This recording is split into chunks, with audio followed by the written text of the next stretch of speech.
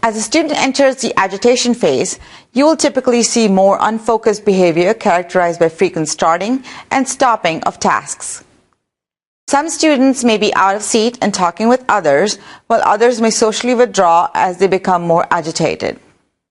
I can stand and listen to her. I just turn the other way and just try to block her voice out. And that's just how I respond. Makes me not want to do anything. Just makes me want to sit there and not do my work. I've seen some of them that'll take their coat sleeves and put them inside. I've seen some of them that'll take and start balling their fists up. They'll become fidgety. They'll, instead of engaging you eye to eye, they'll start looking away, and they're looking for that escape route to try to get themselves away from it.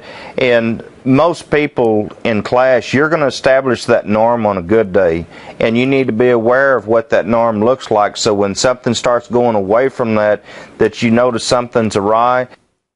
During this stage, the intervention should be focused on reducing anxiety. You need to carefully consider the function of the problem behavior when determining a course of action. It may be necessary to make structural and environmental modifications. You should also provide the student with reasonable options and choices and encourage him or her to be involved in successful social engagements.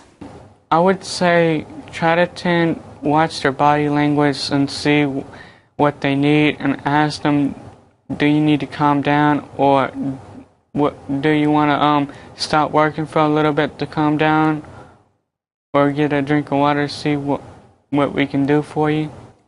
Well, they can try and talk to me. I mean, I'd like that for them to try and figure out what's wrong and calm me down. And there's times where I'm thinking, is it going to escalate? Are they going to blow their top? What's going on? And I feel the best way to handle this, of course, is preemptive strategies, right? And rather than me sitting back and going, okay, he probably needs to cool down over than at his chair, I need to remove him from the situation. I would just pull him up to my desk, step outside. Listen, you don't have to tell me what's going on. If you want to, you can absolutely tell me. But I noticed that you've got something going on today. I know you're not yourself. I have an office next door. If you want to sit out here in the hall, just cool down 5-10 minutes. Take your time. But if I can see you're angry, and I just want to remove you from the classroom. If you'd like to sit here and talk to me about it, feel free. But if you don't, I completely understand. So I've removed him from the situation. I've given him some time to cool down. He's out there by himself. He's thinking over his thoughts. When he's ready to sit back in my classroom, he can come back in. And so if it's escalating, I'm not going to play that game. I'm not 15, I'm the adult. And so, if it is, I need you to step out of the room just a minute to cool off. And often they think they're in trouble. And I'll say, you're not in trouble. Why don't you just go get a drink of water real quick and come back? If somebody brings some luggage from home that day that you've seen they've had a bad time, that's the time where, as they're walking in the class, just quietly ask them, everything okay? Or if you need something, come to me. Or if you need something, pass me a note. There's a lot of times if I have a kid that's having a crisis time, or if something's happening at home, all they have to do is just hand me a note, and then I know they're having a problem, and we'll find a place for them to go that's quiet. And then I know to say to the student, listen, I understand. I know you're frustrated. You have every right to be frustrated. You've been written up, and I know that makes you angry.